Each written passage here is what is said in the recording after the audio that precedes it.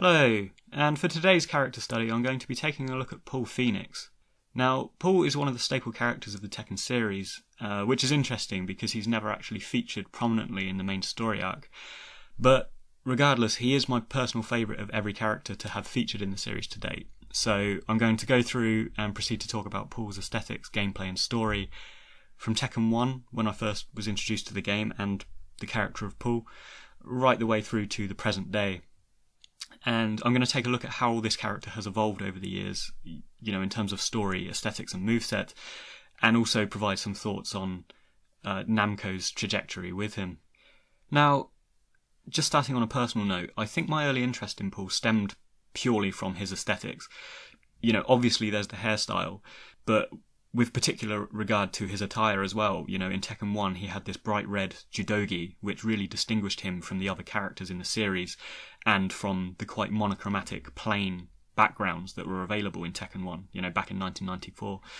And just looking at this footage of me haphazardly trying to play through Tekken 1, you can see he stands out pretty starkly, even in these 32-bit graphic days. And I think there's a certain nostalgia, having played as Paul back in 1994, there's probably a certain nostalgia that I have for him that sees me persist with him up until today. And I never opt to kind of customise his character outfits because, I remember him in this bright red judogi. Now, I think it's impossible to discuss the aesthetic look of Paul without mentioning his lofty flat-top hairstyle. And this is worthy of note as well, looking at the origins of Tekken, because early dissenters of the game, who were, the kind of hardcore 2D Street Fighter players, really kind of bemoaned and criticised Paul because they felt he was a rip-off of Guile from Street Fighter. And indeed, both of these guys are kind of aggressive all-American fighters, but they also have this kind of bizarre flat top, and it almost seemed like this kind of dick measuring contest where Namco were like, look how tall we've made this guy's hair compared to Guile. But it's worth noting that Katsuhiro Harada has refuted this claim numerous times and said that Paul, in fact, has nothing to do with being based on Guile from Street Fighter, but he's actually inspired by a manga character called Jean-Pierre Polnareff from the Japanese manga JoJo's Bizarre Adventure. If you Google that character, you can actually see his hairstyle is really quite similar to Paul's, and it's much more, there's much more of a correlation between Paul Phoenix and this manga guy than there is with Guile from Street Fighter.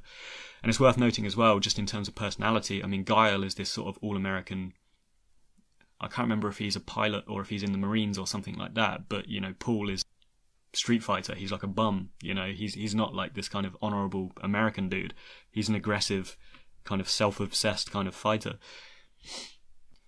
Now, I think another early appeal of Paul, just turning to the moveset now, is that playing Tekken 1 back in 1994, the character moves were very, very limited, and they were very, very slow and clunky. And, if you get knocked down, you're mashing back, and it takes a while for you to get up. It was such a slow game, particularly if you kind of compare it with how the games are today. But playing with Paul, it was actually quite easy to get some distinguishing moves off that looked impressive. So, for example, forward circle, even back in the Tekken 1 days, would perform his neutron bomb, forward somersault, kick maneuver. So this was good as well, and it made him appealing because it was like you felt like you were doing something rather than kind of mashing punches and kicks because it was so hard to kind of pull off a successful move because of the crap handling. But Tekken 1 was good with Paul because, despite the limited moveset, you could really see his distinguishing moves already there and start to come through. I think the hammer fist was already available, the neutron bomb was available, and the leg sweep to the elbow rush move was available. So there was a very early blueprint of how his current moveset would go on to evolve and develop and become really solid. So fast forwarding in today, and despite being kind of far less flashy than other characters available, we've had Horarang, we've had Eddie Gordo, we've had Leo, we've had all these kind of exotic fighting styles introduced to Tekken now. And Paul is still very much in this weird hybrid judo-based fighting style. He has evolved to have some really solid combination moves and powerful attacks, including his notorious Death Fist, which, pisses a lot of people off. But overall, he's got some really neat handling and a good range, punch and kick maneuvers. The only issue I think I have with him is he seems to have slowed down. I'm not sure if it's just me, and I'm not very quick off the mark anymore, but I feel like he's kind of slowed down in some areas where, back in Tekken 3 and 4, he was actually, pretty nimble. In terms of story, Paul was established in Tekken 1 as the primary foil outside of Kazuya's feud with his father, and as such he had this degree of gravitas and integrity to him, and was, I think, the closest to winning the tournament out of all the other characters. And he eventually lost out to Kazuya, and we see in Burning Heart, which is his Tekken 1 ending video, and I think probably my favourite ending of his to date, we see him kind of returning to training down this back alley, and it culminates in him throwing his burning fist through a wall with a crudely doodled picture of Kazuya on it. So at this point it seems that Paul was a serious contender in the Tekken series, and there was perhaps some potential for him early on to become more immersed in the primary plotline in this feud with Kazuya. However, it's worth noting that back in Tekken 1 we also saw a very crude looking Kuma introduced as Paul's sub-boss, and this bear, who served as Heihachi's bodyguard, and actually weirdly shared the same moveset and noises as Jack, Heihachi and Ganryu in this game, such was its limitations. But this bear, who served as Paul's unlockable sub-boss, would eventually go on to become his primary antagonist and move his storyline away from this quite serious Kazuya feud and into a more joke character, comedy secondary story, if you like. And depending on how you feel about Paul and how you feel about his plot trajectory, this could either be a good or a bad thing, depending on how you feel about his character. So, in keeping with the story, moving into Tekken 2 now, we saw Paul proceed into the tournament out for revenge against Kazuya, and also to win some prize money, because an ongoing humorous aspect of his story, along with martial law, is the fact that they're always in debt. And for Tekken 2, he maintained this aggressive integrity that was established in Tekken 1, and now, 2 years later, at the age of 27, Paul returns with a greatly embellished moveset and some aesthetic improvements that offer a bit more detail to his character.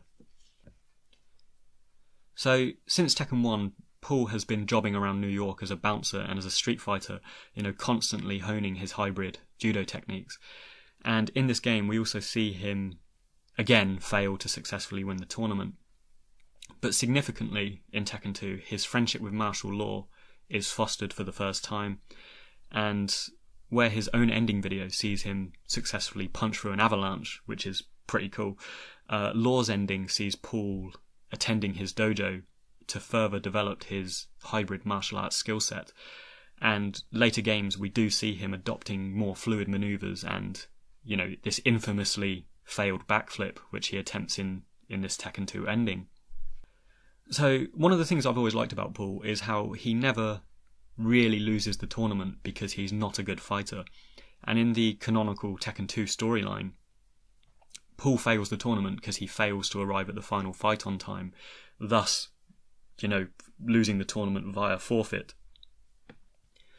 And it's not until 16 years later and the events of Tekken 3 that we see him return and actually, win the tournament, but not quite win, as it were, because he essentially progresses to the final showdown with Ogre, defeats Ogre in the canon storyline, but then he exits the tournament before Ogre transforms into True Ogre, which for me is a bit of a cop-out, but then, I think these close calls in the first 3 games neatly establish Paul's significance and status as one of the strongest fighters in the in-game universe.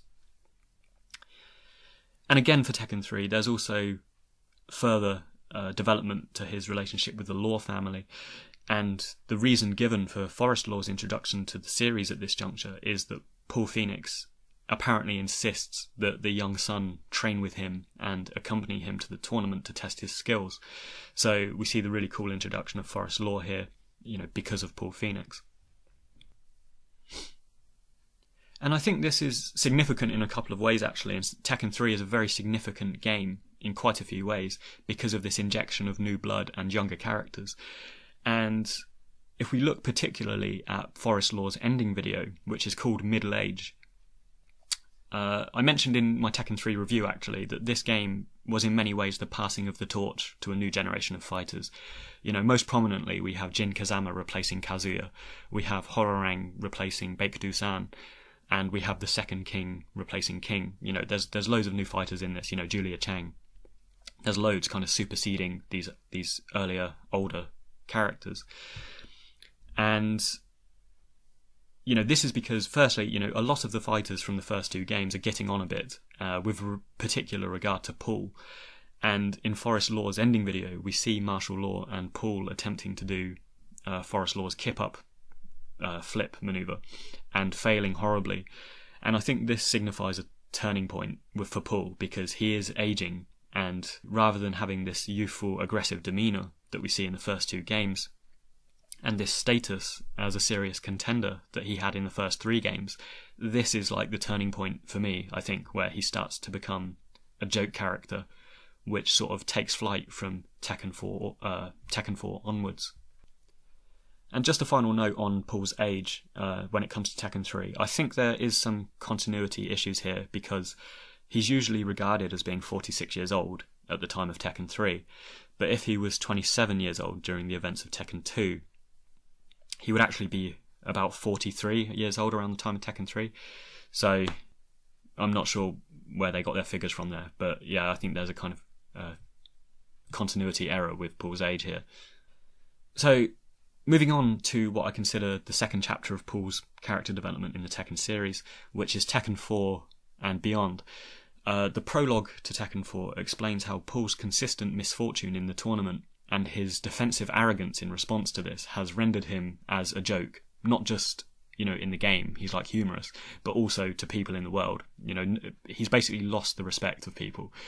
And this is reflected in the game because he starts adopting these stupid catchphrases and has some quite questionable voice acting, which probably you couldn't really attribute to him in the first two games, where he has this quite, light voice, but, he's been given this silly, gruff voice and is very overtly becoming a comic relief facet of this series.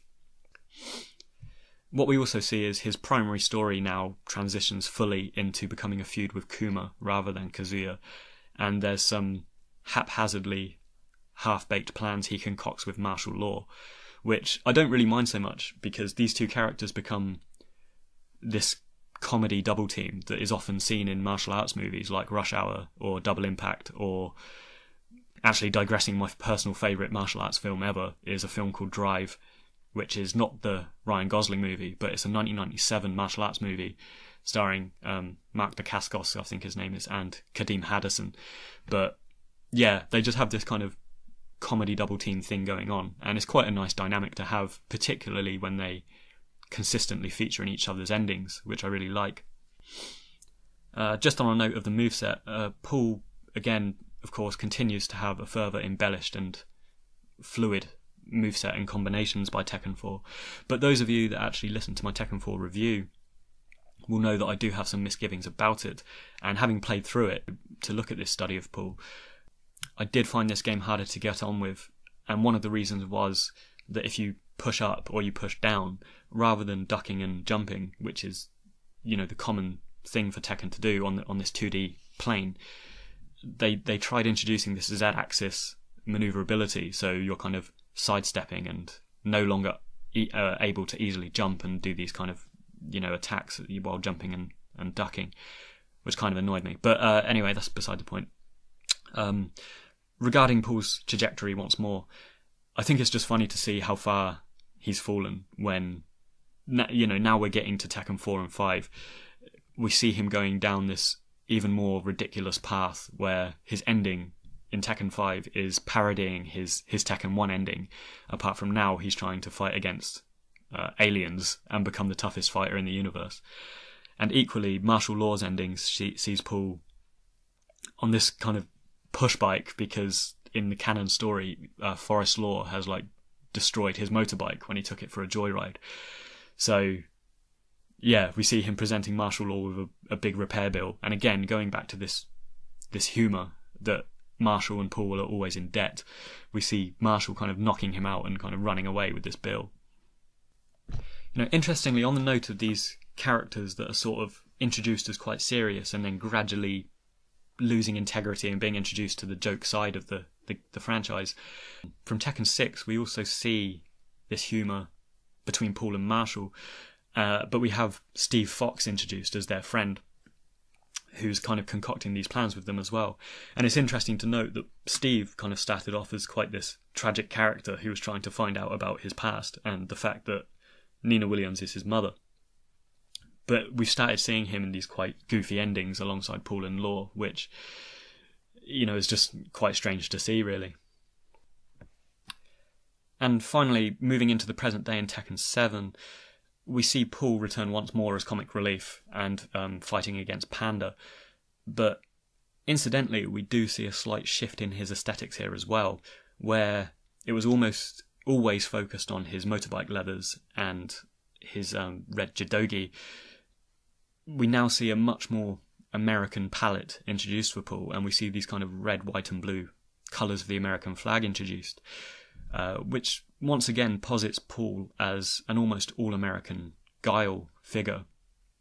And this sort of patriotism and American aspect of Paul was kind of eroded slightly over time. Tekken 2, I think his stage was set in Chicago.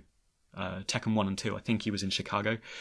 But this gradually eroded and he kind of lost some of this Americanness about him, particularly because, of course he trains with martial law and he has a very hybrid fighting style. It's kind of strange to see this kind of patriotism introduced to his storyline once more. Anyway, just kind of wrapping up on Paul here, despite his trajectory from a quite serious contender into, a humorous background character, I am actually still really invested in him, and I think he's a fantastic contribution to the series and one of the reasons that I still purchase and play these games. Looking to the future, I think it's impossible to say what could happen for him in Tekken 8. If they opt to hold the tournament in another 2 years, as is usually the case, Paul will be inching into his 50s, and I'm sure he's going to be, starting to go grey alongside martial law. But this is, of course, whether they choose to include him at all, as I've always been quite lucky with Paul because he's been featured in every single game of the main installments and the tag tournaments as well. But as we saw in Tekken 7, where they chose to omit Lei Wulong, Anna Williams and, Armor King, they are not shying from kind of omitting quite mainstay staple characters, and I think I'd be a bit gutted if they chose to leave Paul out of a Tekken game. But, having finished Tekken 7 and this radical shift where we've seen Heihachi's chapter drawn to a close, there is scope for Paul to re-enter the fray as a serious contender. Maybe. It's doubtful, but we'll just have to see where they decide to go with Paul's character. Anyway, thanks for listening, and I'm going to be producing a few more of these videos, so if you like my content, please like or subscribe or share it, and also feel free to drop a comment, as I'm always up for discussing these games.